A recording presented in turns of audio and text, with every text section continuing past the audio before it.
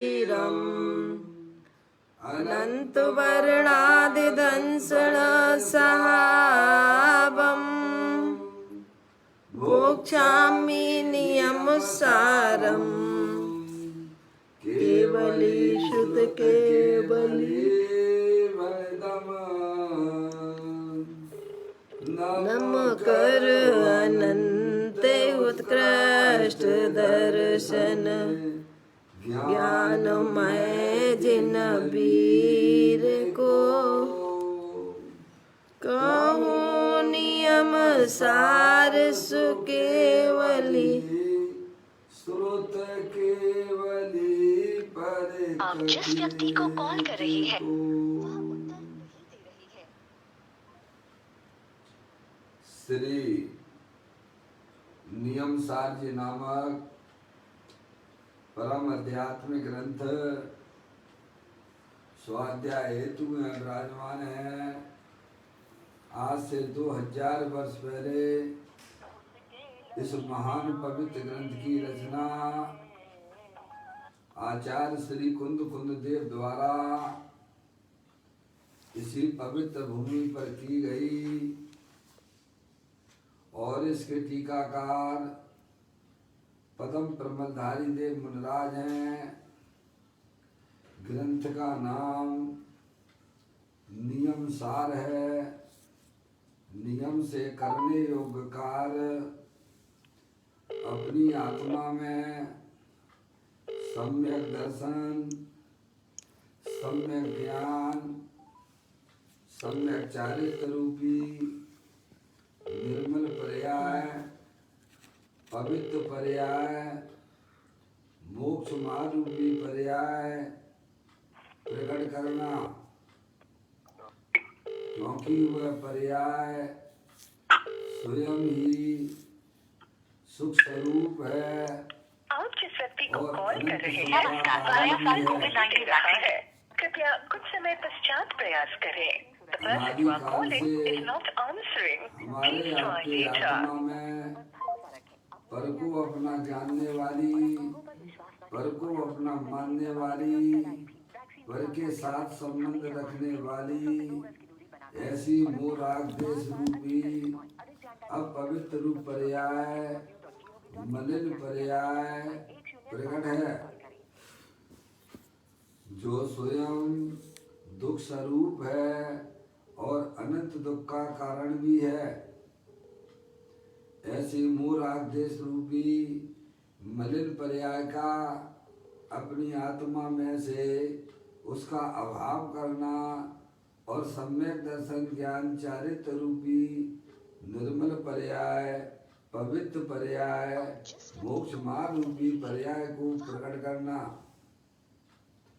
ऐसे कार्य की प्राप्ति जनवाणी माता के द्वारा अपने आत्मा के स्वरूप को पहचानना, अपनी जो आत्म वस्तु है वह परद्रव, परभाव और पर्याय से विभिन्न अखंड ज्ञान ज्योति स्वरूप है। ऐसे गायक प्रभु परमात्मा का माँ जनवाणी माता के द्वारा परिचय करके तत्पश्चात शरीर रागादिक ये सब कर्मकृत वस्तुएं हैं। इनका हमारे आत्मा के साथ में किसी भी प्रकार का कोई संबंध नहीं है। इस प्रकार सम्यक वेद ज्ञान पूर्वक शरीर रागादिक की रुचि छोड़कर अंदर में जो अखंड ज्ञान ज्योति स्वरूप भगवान आत्मा है उसमें ही अपनापन स्थापित करना, उसी को ही निज रूप से जानना और उसमें ही अपनी वर्तमान ज्ञान की पर्याय को मग्न कराना, उसे ही अरियंत परमात्मा ने धर्म कहा है। उसकी चर्चा आचार्य भगवंतों ने, मुनिराजों ने एक एक गाथा, उसकी टीका और कलश के माध्यम से हमें अपने आत्मा के स्वरूप को यहाँ पर समझाया है। देखिएगा, यह परम आध्यात्मिक ग्रंथ है जिसका नाम नियम सार जी है।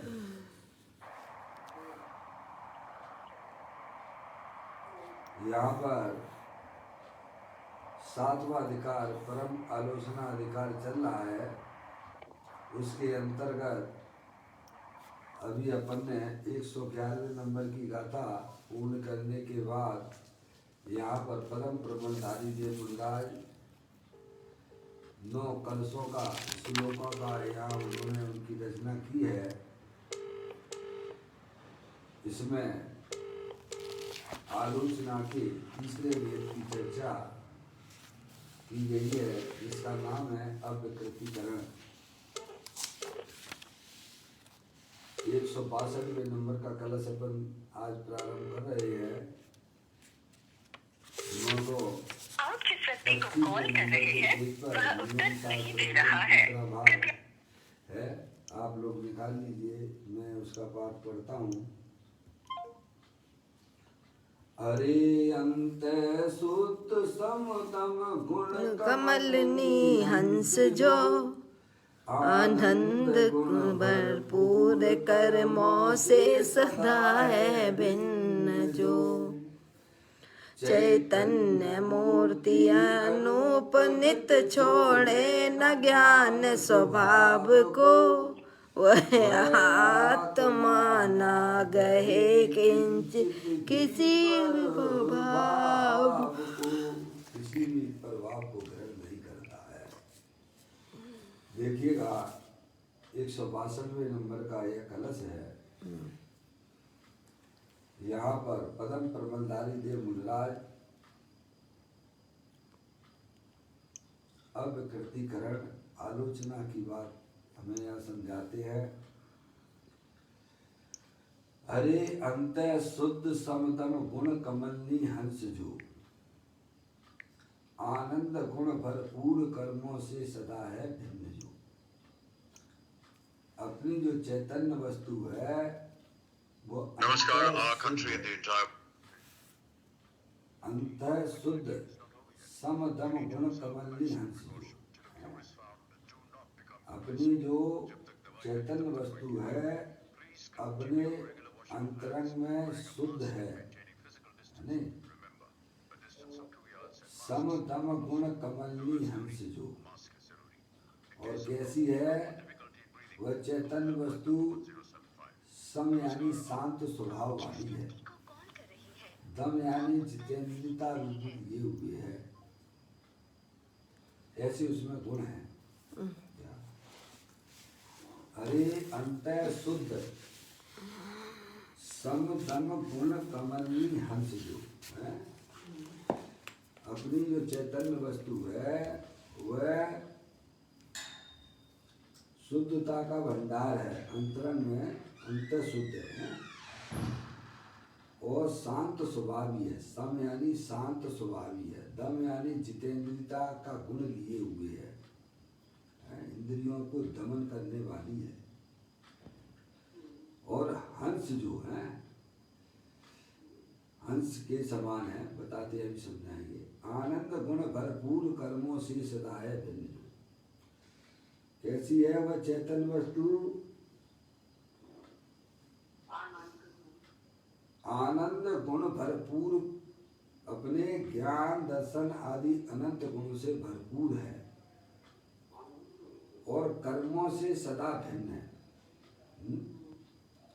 चैतन्य वस्तु कैसी बताई है कि वह जो चैतन्य वस्तु है अंतःकरण में शुद्ध है। शुद्ध यानी परद्रव प्रभाव और पर्याय की भी जिसमें मिलावट होती नहीं है, ऐसी अंत शुद्ध है और वह शांत स्वभाव वाली है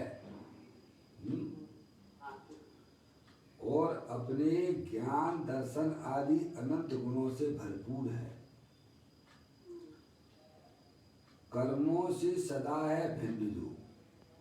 कर्मों से यानी द्रव्य कर्म, भाव कर्म, 9 कर्म, ज्ञानावरणादि 8 कर्म जो अनादि काल से हमारे आत्मा के साथ में है।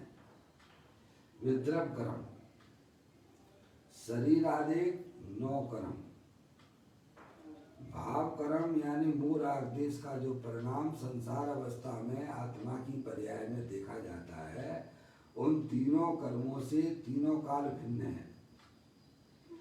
ये तीनों कर्म जड़ है और अंदर जो आत्म चेतन वस्तु है वो चेतन ज्ञान आदि अनंत गुणों की भंडार वाली है, चेतन वस्तु है।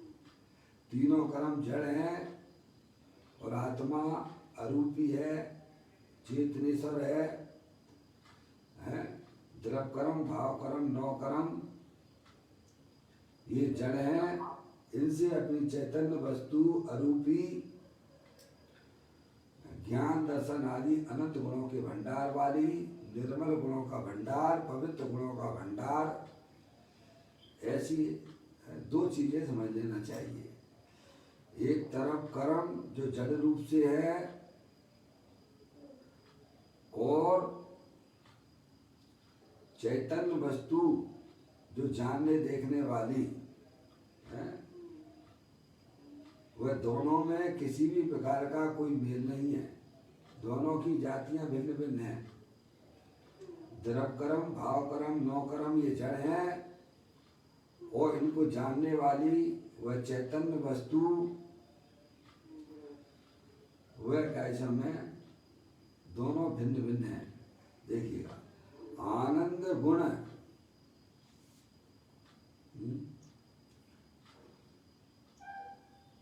आनंद गुण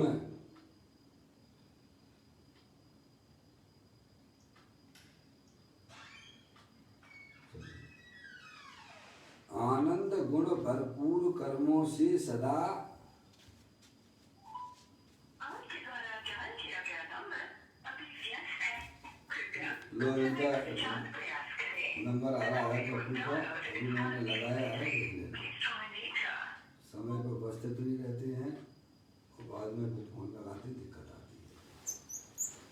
देख लो, उनको लगाना मर्जी करके लगा लेना। तो कहते हैं वह चैतन्य वस्तु जो अंतरंग में शुद्ध है, शांत स्वभावी है, जितेंद्रीय गुण वाली है और आनंद गुण आदि अनंत गुणों से भरपूर है, कर्मों से सदा भिन्न है। जो ये दो लाइन का अर्थ है, लगा दिया बेटे, मर्ज कर दिया।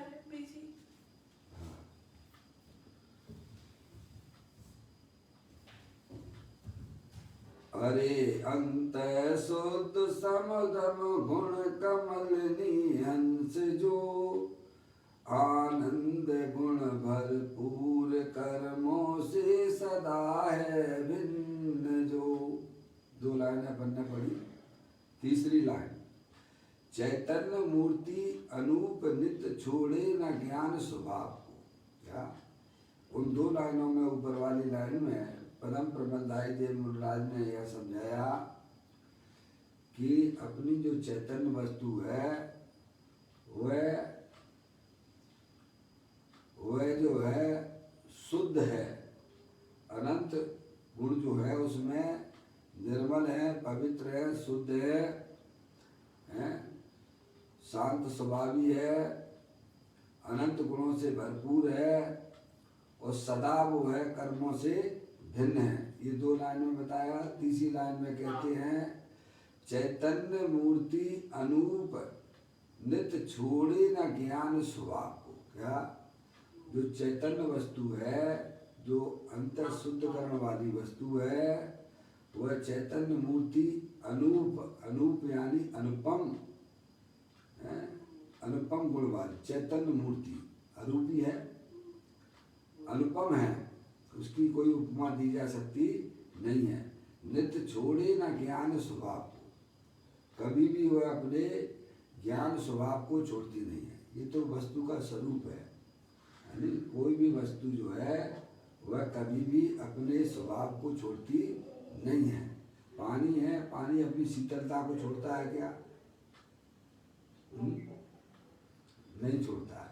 शक्कर है, उसका स्वभाव मीठा है, कितने भी विभिन्न प्रकार के पदार्थों में मिला दिया जावे तो क्या वह शक्कर अपने मीठेपने को छोड़ देती है?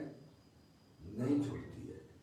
ऐसे ही अपनी जो चैतन्य वस्तु है वह अपनी चेतनता को कभी भी छोड़ती नहीं है, कभी भी अपने स्वभाव को छोड़ती नहीं है।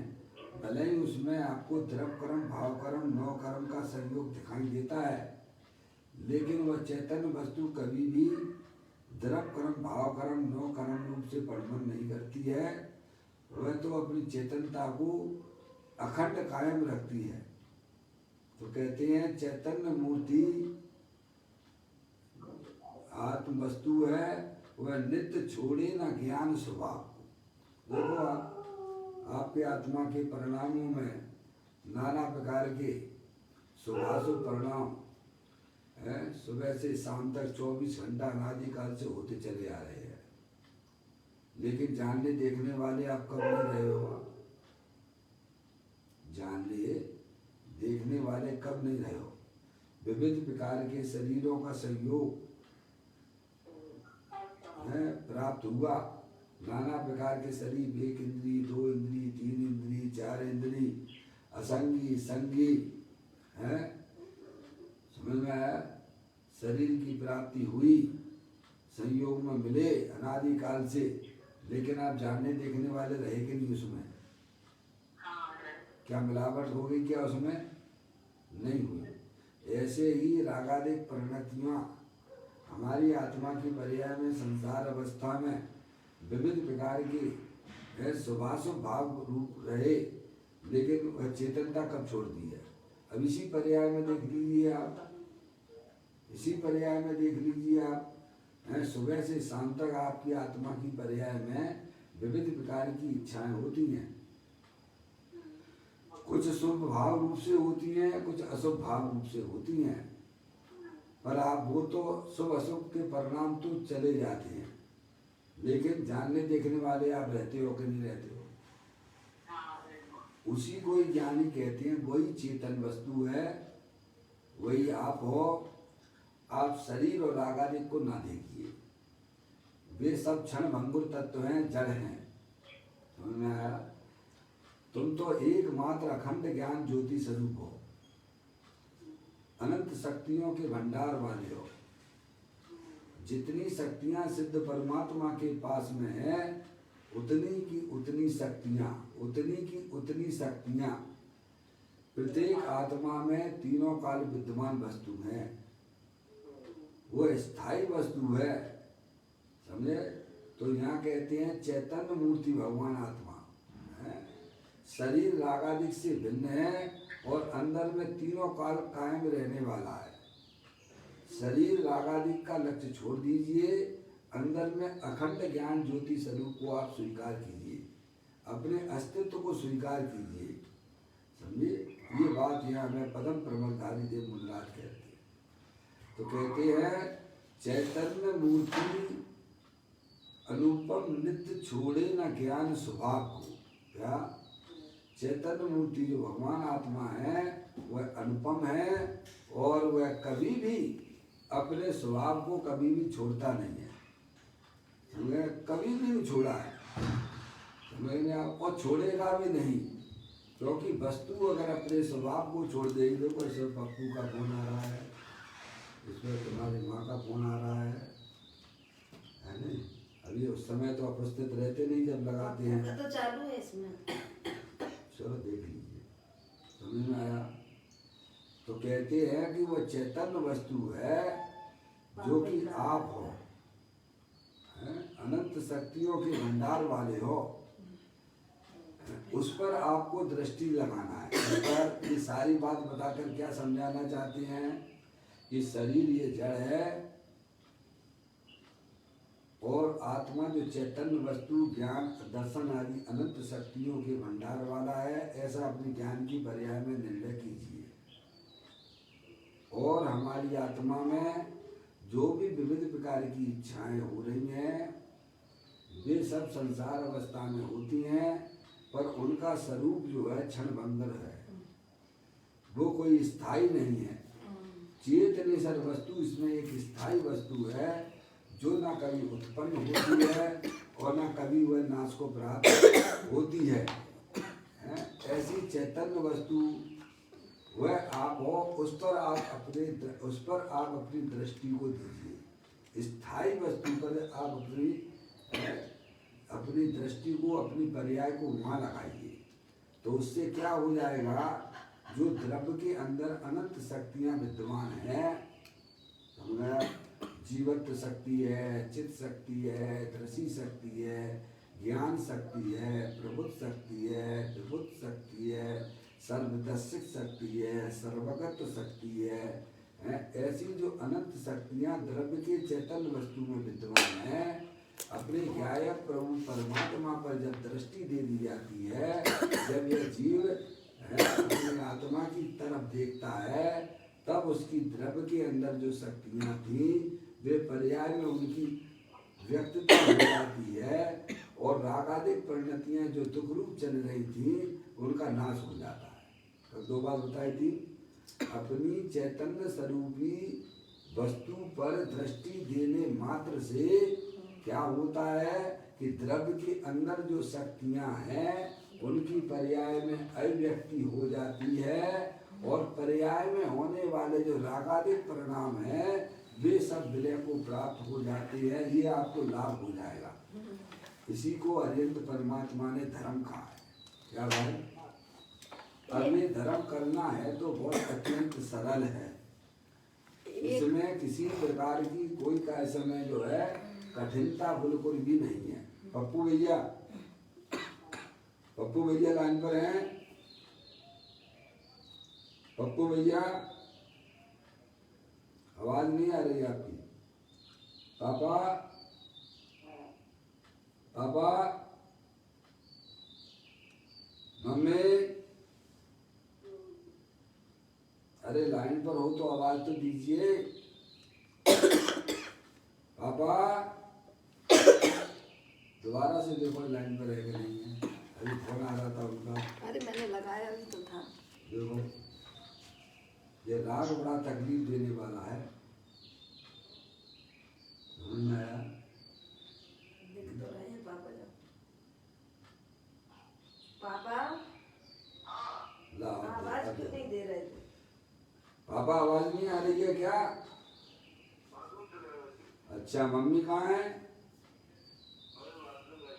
अच्छा, बहुत बढ़िया बात है। इसीलिए हमें वीडियो कॉलिंग लगा लेना चाहिए।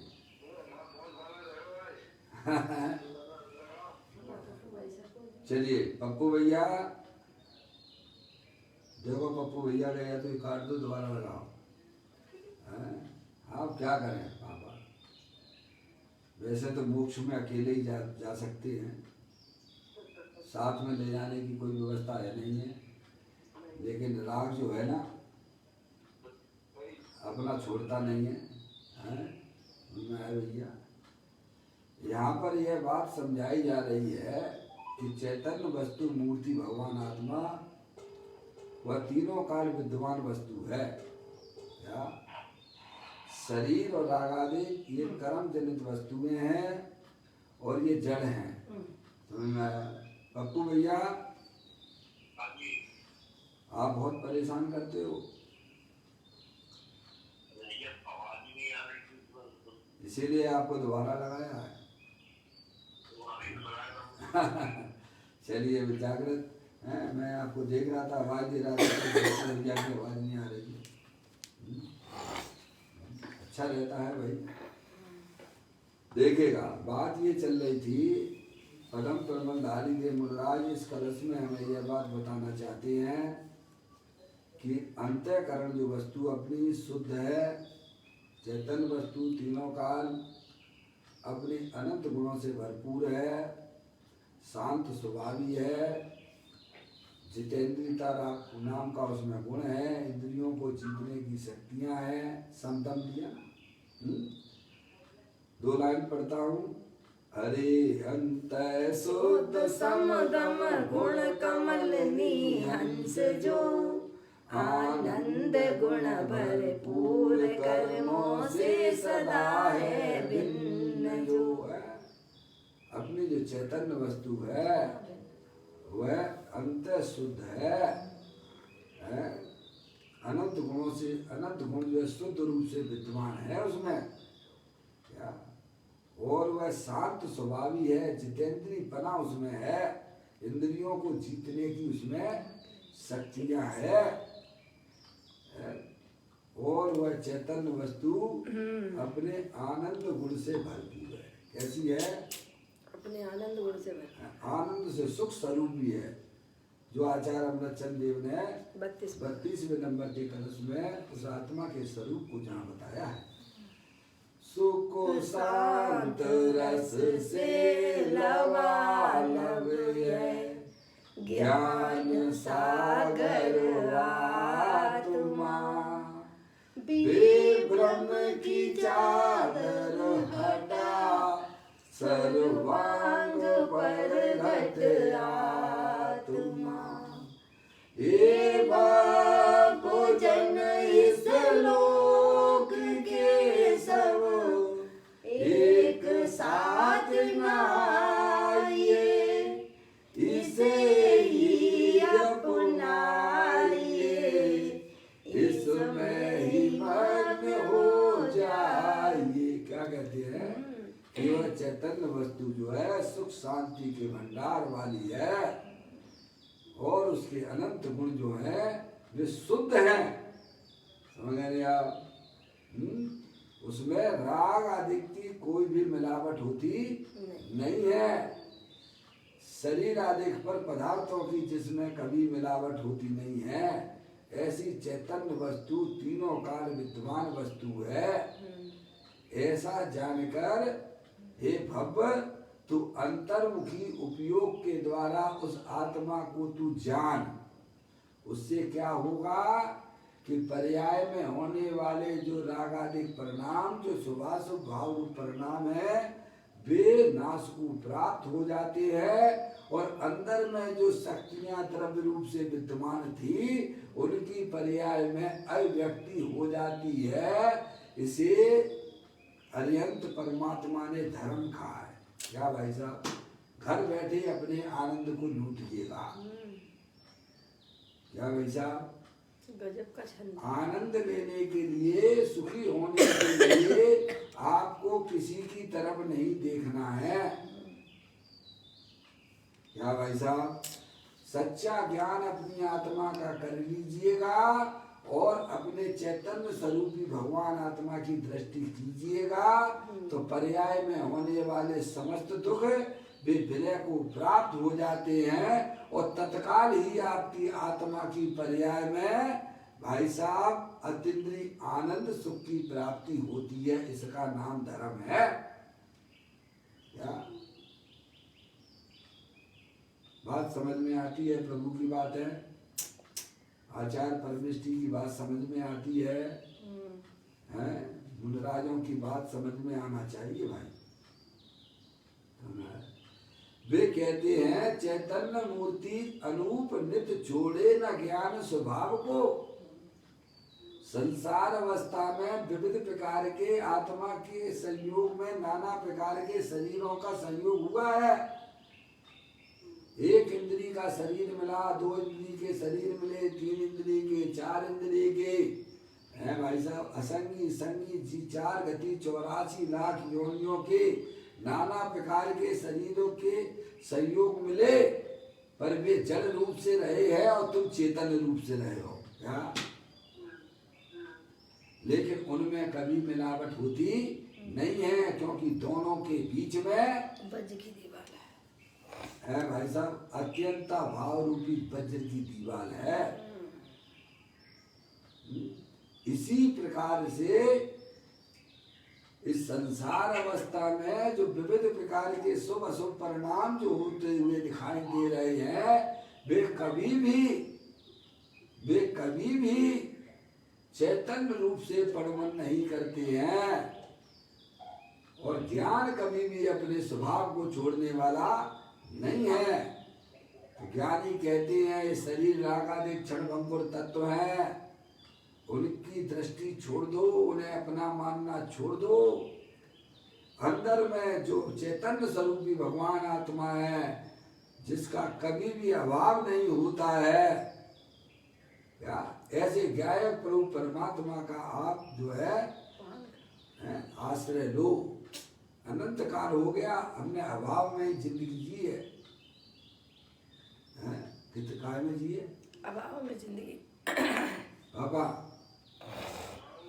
अभाव में जिंदगी जिए, अभाव में, समझ गया, अभाव में जिंदगी वाला कैसा है, उसका जीवन होता है, दुखी रहता है हमेशा। सुखी रहता है कि दुखी रहता है? वो दुखी रहता है। दुखी रहता है। अब ज्ञानी कहते हैं कि तुम्हारे पुण्य की वजह से ये जिन्हें देव परमात्मा का, भाई साहब, माँ जनवाणी माता का समागम आपको प्राप्त हुआ है। अब अपनी जिंदगी सद्भाव में जीना सीखो। क्या? आत्मा का कभी अभाव होता ही नहीं है। क्या? चैतन्य वस्तु है, सदा काल विद्यमान है। समझ आया? सद्भाव में जियो ना तो पर्याय में हरियाली हरियाली रहेगी आपकी। जब तक वृक्ष के ऊपर, वृक्ष में वह फल लगा रहता है तब तक उसमें रस रहता है उसमें। और जैसे ही ये टूट जाता है तो चाहे भले ही आप अपनी फ्रिज में रख दो, तो मुरझाता रहता है। समझ गए आप? ऐसे ही जब तक पर्याय अपने द्रव्य के सन्मुख बनी रहती है तब तक हरी भरी रहती है, आनंद रूप रहती है, क्योंकि वह सद्भाव में जी रही है। अब उसने अभाव की जिंदगी छोड़ दी है। सद्भाव की जिंदगी जीना ही मोक्ष मार्ग है। समझ में आया भैया? ज्ञानी सद्भाव रूप से जिंदगी जीते हैं, अज्ञानी अभाव में मरा जा रहा है कि साहब मेरे घर में ये नहीं है, मेरे घर में वो नहीं है, ये चीज लाना है, वो चीज लाना है, पंचेंद्रिय के विषयों के, स्पर्श इंद्रिय का भोग और भोगलो और भोगलो और भोगलो और भोगलो और भोगलो। निरंतर वासनाएं अंदर में जागृत रखता है, उनकी रुचि लगे हुए है नाना प्रकार के व्यंजनों को। ये तो तुम्हारी अभाव की जिंदगी है, ये कभी तुम्हें मिलने वाले नहीं है। ज्ञानी कहते हैं कि चैतन्य वस्तु है, उसका कभी भी अभाव नहीं होता है। ऐसे गायक प्रभु परमात्मा की दृष्टि कीजिए, वही वास्तव में मोक्ष मार्ग रूपी पर्याय है। समझ गए यार? आनंद रूपी पर्याय है। तो कहते हैं चैतन्य मूर्ति अनुपम नित्य छोड़े न ज्ञान स्वभाव को। क्या? कभी भी शरीर रागादिक की उपस्थिति होने पर भी वह अपने ज्ञान स्वभाव को नहीं छोड़ता है। शरीर और रागादिक तो क्षणभंगुर तत्व है, वे हर समय विलय को प्राप्त हो रहे हैं। क्या? जयवंत रूप से अगर कोई विद्वान अगर रहता है तो अपनी चैतन्य वस्तु है, चैतन्य मूर्ति भगवान आत्मा है, देव देवल में विराजमान है। कैसा है वह? कहते अरिहंत परमात्मा, सिद्ध परमात्मा जैसा है। घटघट अंतर जिन बसे, घटघट अंतर जैन, मति मदरा के पान से मतवाला समझे नहीं। समझ गए आप? ऐसी चैतन्य मूर्ति भगवान आत्मा देव देवल में विराजमान, उसकी दृष्टि कराने के लिए ज्ञानी जीव इन ग्रंथों की रचनाएं हुई हैं। समझ गए आप? तो कहते हैं चैतन्य मूर्ति अनुपम नित्य छोड़े न ज्ञान स्वभाव को। फिर चौथी लाइन में उन्होंने कहा परम प्रमोदधारी देव मुनिराज ने, वह आत्मा न ग्रहे किंचित किसी भी परभाव को। देखिएगा कहाँ इसमें अर्थों में कोई कठिनता आ रही है? क्या? अपनी चैतन्य वस्तु है, वह कभी भी पर तरफ पर भाव को ग्रहण करती नहीं है। आत्मा में एक जो है अकार कारणत्व नाम की शक्ति है। कौन सी है? आचार्य अमृतचंद देव ने 47 शक्तियों का जब विवेचन किया तो उसमें 14वें नंबर की शक्ति का नाम लिखा उन्होंने, अकार कारणत्व नाम की शक्ति। पर से न इसमें कार हो, पर कार का कारण नहीं हो। और एक शक्ति उन्होंने बताई, त्याग उपादान शून्यत्व शक्ति। क्या? कौन सी शक्ति है?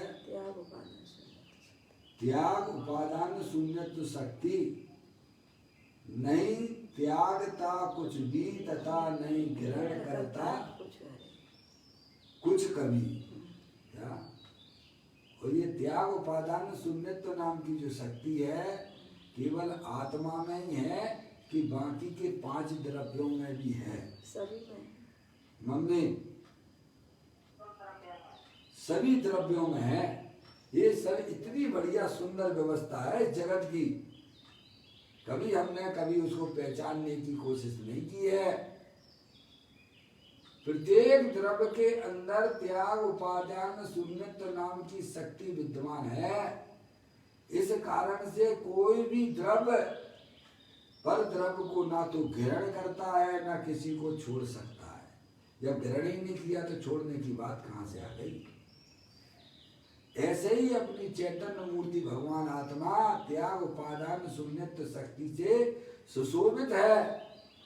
वह कभी भी परद्रव्य को और पर भाव यानी रागादिक परिणतियां जो हमारे आत्मा में देखी जाती हैं वे पर के भाव है, वे कोई आत्मा के भाव नहीं है। उनको ना तो वह ग्रहण करता है और ना ग्रहण ही नहीं किया तो छोड़ने की बात ही क्या।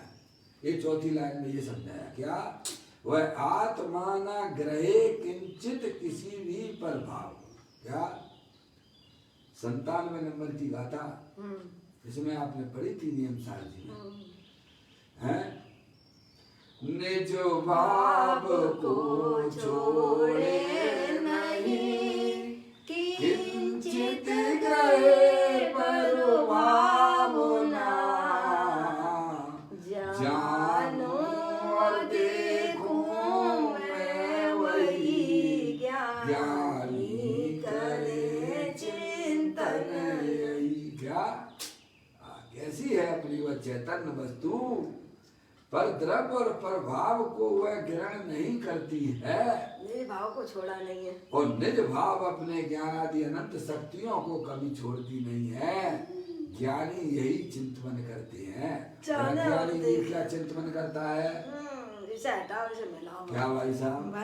अज्ञानी निरंतर भाई साहब मैंने शरीर को ग्रहण कर दिया है, मैं रुपया पैसा को इकट्ठा करने में लगा हुआ है, किसको सांप बन जाएगा उसी के ऊपर आने वाली है। जिसको जिसकी रुचि होती है वही जाके पैदा होता है। समझ में आया? 9:30 बजे पूज्य गुरुदेव जी दृष्टि जिनेश्वर में कहने वाले हैं। समझ में आया? जिसको पैसों की रुचि है वो वहीं जाके पैदा हो जाता है। समझ में आया? क्यों भाई साहब? परद्रव्य तो तुम्हें मिलता नहीं है, मिलेगा भी नहीं, फिर अंदर में क्यों उनकी रुचि अंदर में जागृत है तुम्हारी? ज्ञानी ऐसा चिंतन नहीं करती। ज्ञानी तो ऐसा चिंतन करती है, निज भाव को छोड़े नहीं किंचित ग्रहे पर भाव ना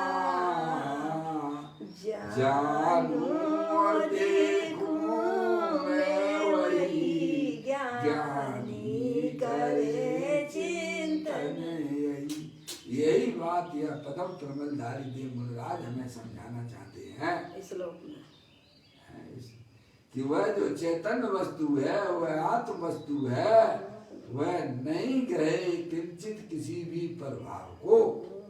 क्या पर द्रव्य को तो वह ग्रहण करती नहीं है, और आत्मा की पर्याय में संसार अवस्था में जो रागादिक प्रवृत्ति होती है उनको भी ग्रहण करता नहीं है, और अपने स्वभाव को वह कभी छोड़ता नहीं है। इसलिए हे भव तू शरीर रागादिक की रुचि छोड़कर अंदर में चेतनी सब मूर्ति भगवान आत्मा जो तीनों काल विद्यमान है उसमें अपनापन स्थापित कर, उसके उसकी दृष्टि कर, तो पर्याय में होने वाले रागादिक परिणतियों की छुट्टियां हो जाएगी और पर्याय में आनंद आनंद हो जाएगा। पापा को आनंद ले वो नहीं है भैया। सबके पल्ले लाल लाल बिना कोई नहीं, और घाट खोल देखी नहीं ताते भयो कंगाल। क्या भाई साहब? पापा घर बैठे आनंद मिलता है। सही बात तो है पापा, मशीन पे बना। आप आनंद लेने के लिए दुकान की चक्कर लगाते हो, मशीन पे ही चले जाते दौड़े हैं?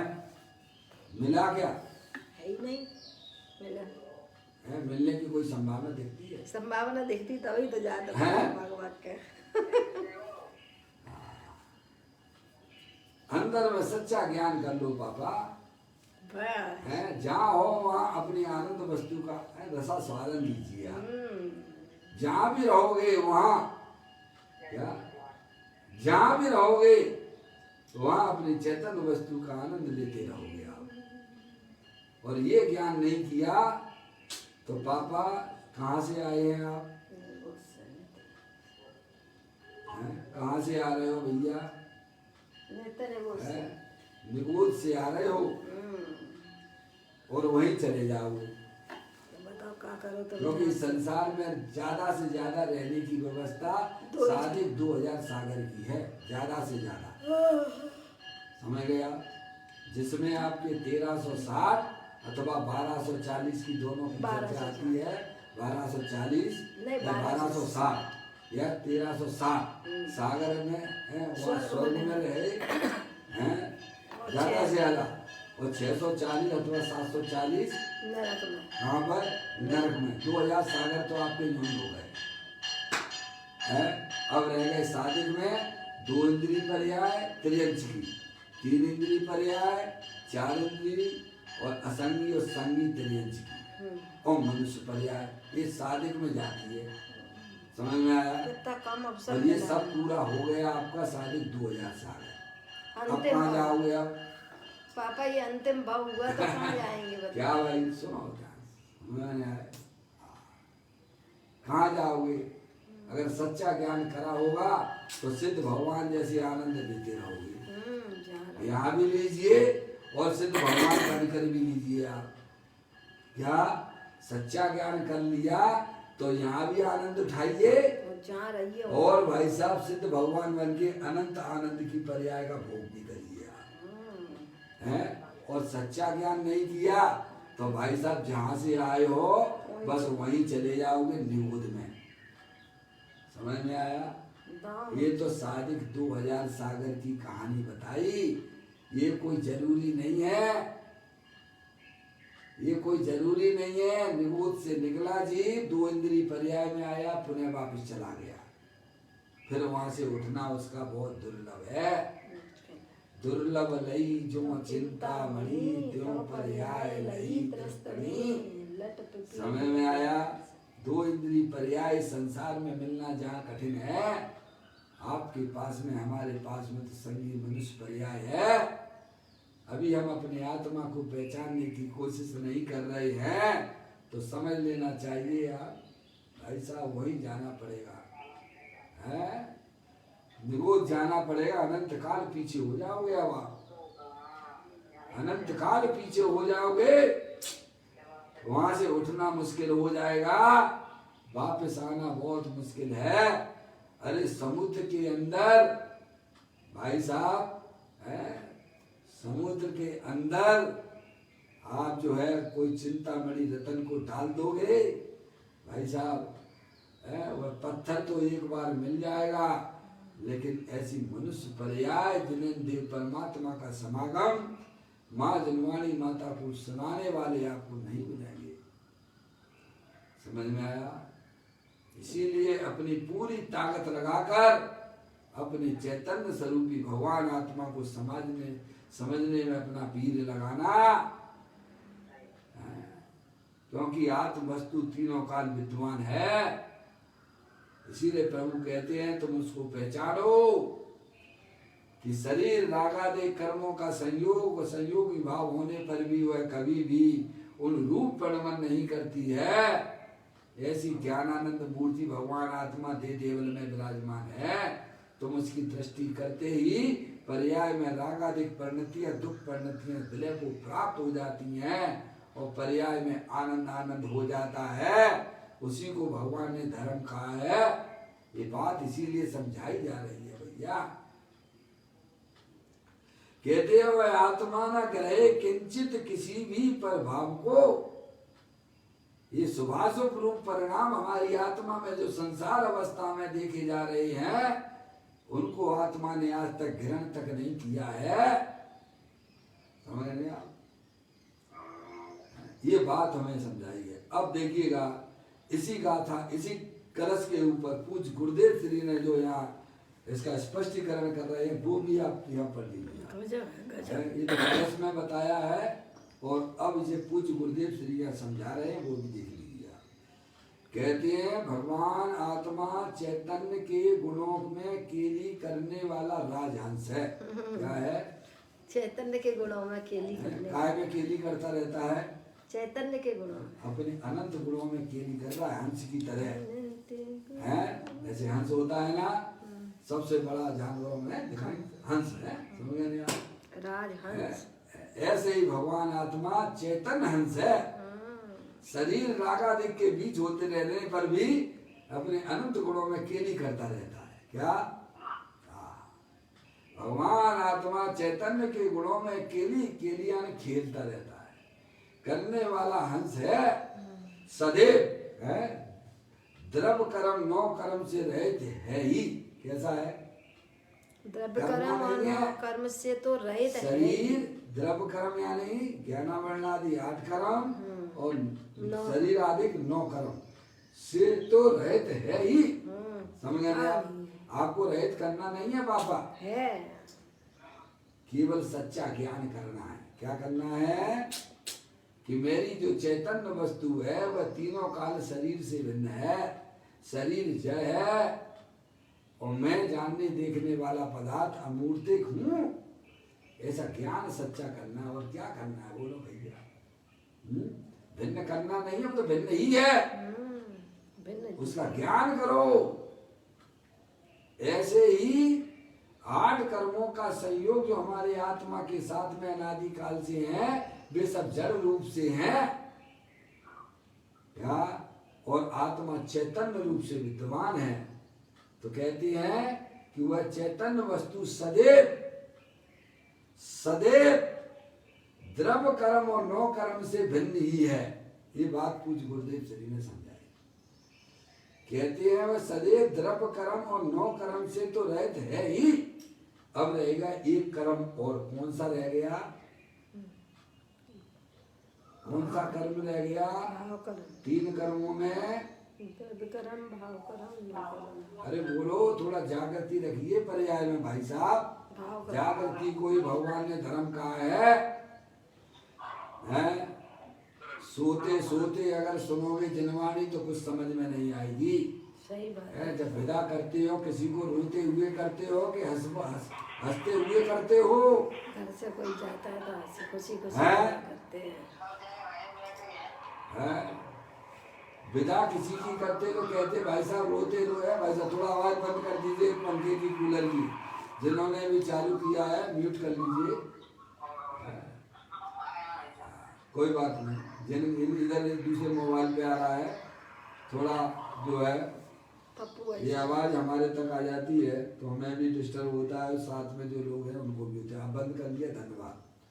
तो कहते हैं जब आप किसी की विदा करते हो तो कहते हो भाई साहब रोते रोते विदा नहीं करना, खुशी खुशी जाओ। आनंदित होते हुए यहाँ से जाइए आप। है ऐसे ही माँ जनवाणी माता को सुनना तो आनंदित रहकर अपनी आत्मा की बातें सुनना, जागृत रूप अवस्था में सुनना, तो आपको उसका कैसा लाभ होता हुआ पर्याय में दिखाई देगा। तो कहते हैं 2 कर्मों से तो आत्मा तीनों काल भिन्न है ही। कौन कौन से 2 कर्म बताए? द्रव्य कर्म और 9 कर्म। द्रव्य कर्म और 9 कर्म वे जड़ रूप से है और आत्म चैतन्य वस्तु जो अमूर्तिक है, चेतनेश्वर है, इन 2 कर्मों से तो भिन्न है ही। अब तीसरा कर्म कौन सा रह गया? भाव कर्म। भाव कर्म रह गया। और भाव कर्म किसे कहते हैं? जो आत्मा में होने वाले जो विविध प्रकार की इच्छाएं है वे सब भाव कर्म हैं। वे भाव कर्म से भी अपना, तीसरी बात है भाव कर्म से भी त्रिकाल रहते। क्या है?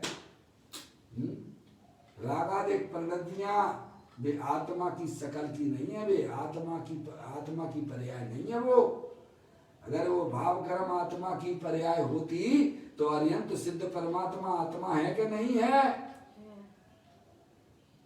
है कि नहीं है? बोलो। है तो उनके पास में भी भाव कर्म है क्या? उससे भी भाव कर्म से रागादिक परिणतियों से भी अपना आत्मा वर्तमान में भिन्न है, ऐसा जानो, ये कहती है भगवान है। कहते हैं द्रव्य कर्म सदैव द्रव्य कर्म नौ कर्म से तो रहित है ही, भाव कर्म से भी त्रिकाल रहित, अंतरंग में त्रिकाल शुद्ध है। क्या कैसी शुद्धता अखंडता पड़ी हुई है। तीनों काल द्रव्य कर्म भाव कर्म नौ कर्म से रहित अखंड ज्ञान ज्योति स्वरूप है। उसके दर्शन करने की आपकी इच्छा नहीं होती है क्या?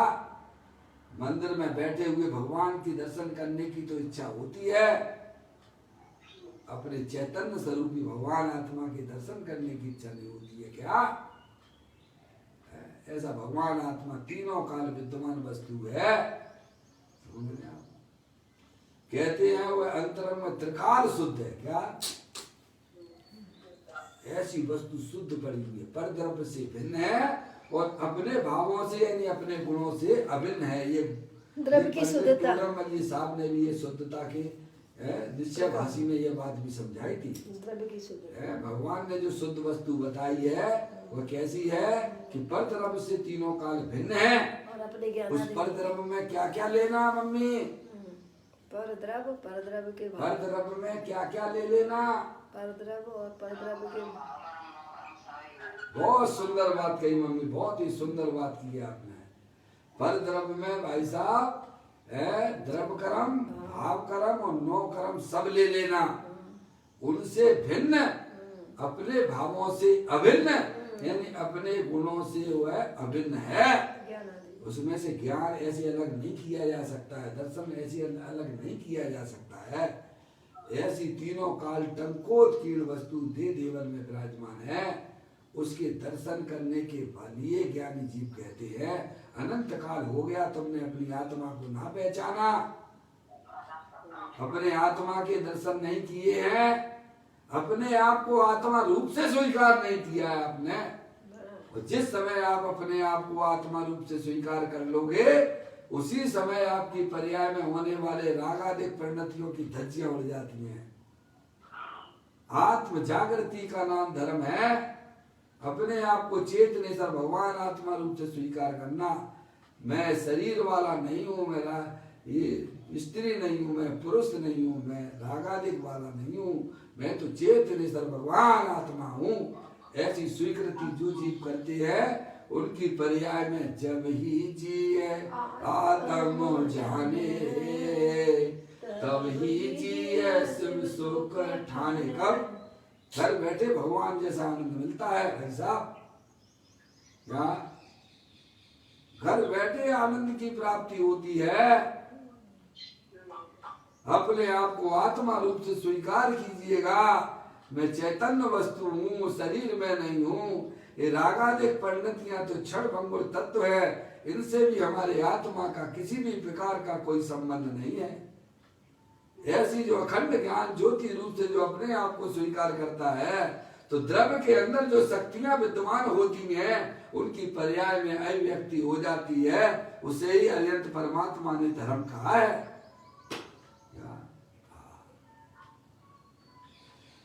कहते हैं कि वह चैतन्य वस्तु सदैव द्रव्य कर्म नौ कर्म से तो रहित है ही, भाव कर्मों से भी त्रिकाल रहित, अंतरंग में त्रिकाल शुद्ध है।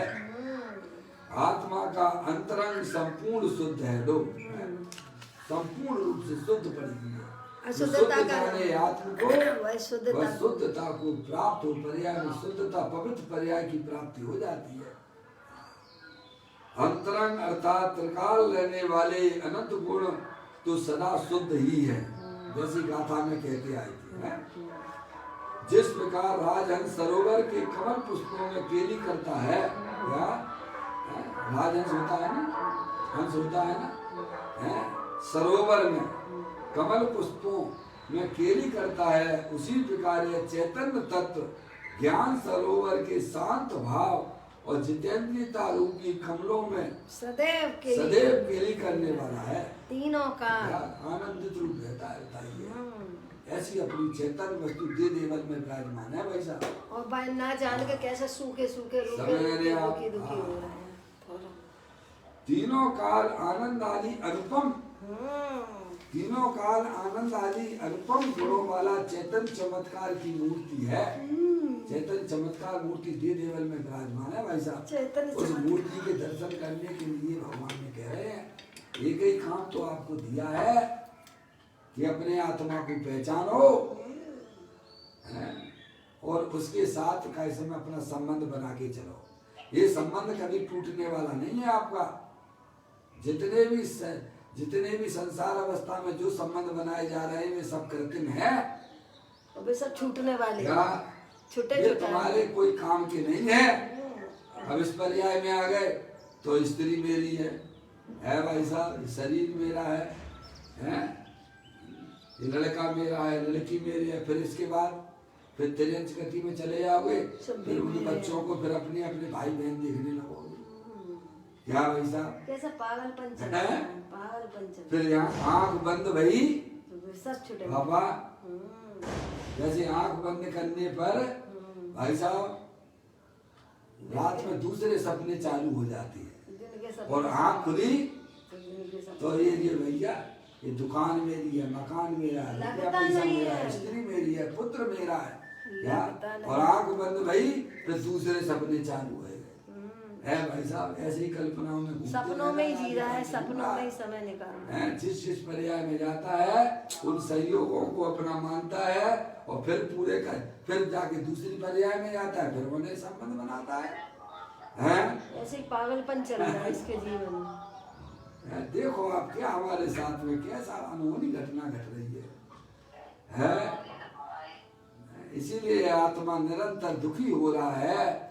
यानी कहते तुमने अपने आत्मा के साथ संबंध जोड़ दिया, अब वह संबंध कभी टूटने वाला नहीं है तुम्हारा। और उसके साथ उस संबंध के आश्रय एक बार तुमने अपनी पर्याय का संबंध अपने त्रिकालिक ध्रुव भगवान आत्मा से कर दिया, अब वह संबंध कभी आपका टूटेगा नहीं। अनंत काल ऐसा संबंध करिए भाई साहब। कहते हैं वह अनुपम चेतन वस्तु अनंत गुणों वाला चेतन चमत्कार की मूर्ति है। आचार्य देव कहते हैं कि स्वामी जी कहते हैं, आचार्य देव कहते हैं कि स्वभाव की दृष्टि कर, किसकी दृष्टि कर? ऐसी चैतन्य मूर्ति भगवान आत्मा जो द्रव कर्म भाव कर्म नौ कर्म से रहे, ऐसी चैतन्य मूर्ति है, उसकी दृष्टि कर। क्या ये बताने का मतलब यही है। कहते हैं ऐसे स्वभाव की दृष्टि कर और पर्याय में विकार होने पर भी उसकी दृष्टि छोड़ दे। क्या शरीर रागादिक संसार अवस्था में दिखते जरूर है क्या, लेकिन वे तुम्हारे कभी हो सकते नहीं है, इसीलिए उनकी दृष्टि छोड़ो और चैतन्य स्वरूपी भगवान आत्मा जो कि स्थायी वस्तु है, जो न कभी उत्पन्न होता है न कभी नाश को प्राप्त होता है, ऐसे चैतन्य वस्तु की दृष्टि करो। ये भगवान का आदेश है, यही मुनियों का आदेश है। आचार्य देव कहते हैं कि ऐसे स्वभाव की दृष्टि कर और पर्याय में विकार होने पर भी उसकी दृष्टि छोड़ दे। त्रिकाली एक रूप स्वभाव में केली करने वाला ऐसे आत्मा को मोह का अभाव होने से, यह जागृति आ गई ना पर्याय में, मोह का अभाव होने से यह समस्त परद्रव पर भाव को ग्रहण नहीं करता। समझ रहे आप? त्रिकालिक ध्रुव भगवान आत्मा तो कैसे परद्रव पर भाव को ग्रहण करता नहीं है, पर जिस पर्याय ने अपने आत्मा के साथ संबंध बनाया है उस पर्याय में भी परद्रव पर भाव का कैसा में ऐसा वो भी ग्रहण नहीं करता। क्या देखो अभी गुरुदेव श्री समझाना चाहते हैं, त्रिकाली एक रूप स्वभाव में केली करने वाला ऐसे आत्मा को मोह का अभाव होने से है यह समस्त परद्रव पर भाव को ग्रहण नहीं करता, अर्थात वह स्वभाव में से अविकृत ही रहता है। त्रिकालिक वस्तु एक माने विकृत नहीं होता, विकृत नहीं होता, पवित्र है, पवित्र। अब विकारी भावों का ग्रहण नहीं करता।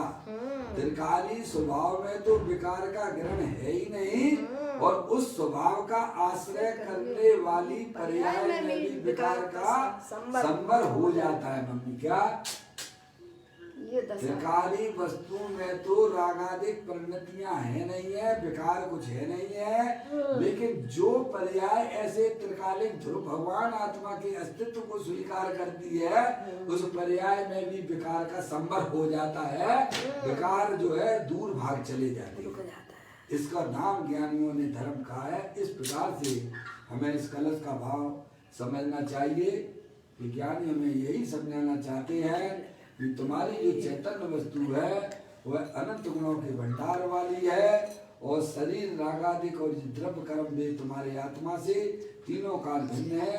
ऐसा सच्चा ज्ञान करके उनकी रागादिक परिणतियों की दृष्टि छोड़ना, शरीर की दृष्टि छोड़ना, अंदर में जो चेतनेश्वर वस्तु जो तीनों काल विद्वान है, ऐसे ज्ञाय प्रभु परमात्मा की दृष्टि करना, उसका आश्रय लेना, यही वास्तव में सुखी होने का एकमात्र विधान है।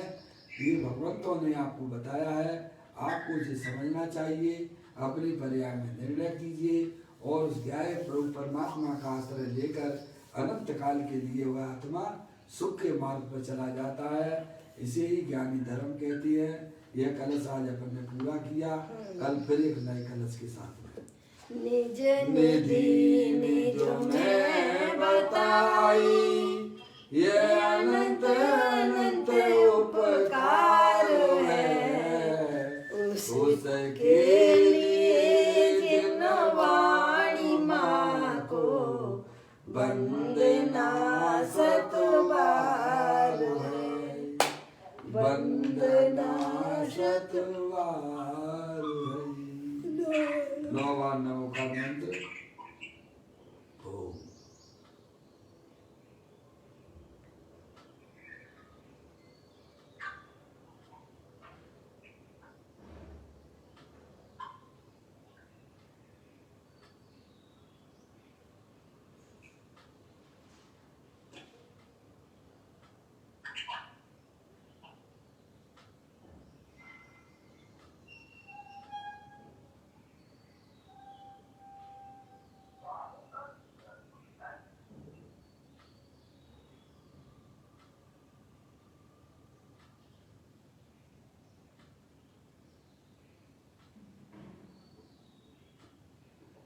बोलो द्वादशांग जनवाणी माता की जय। महा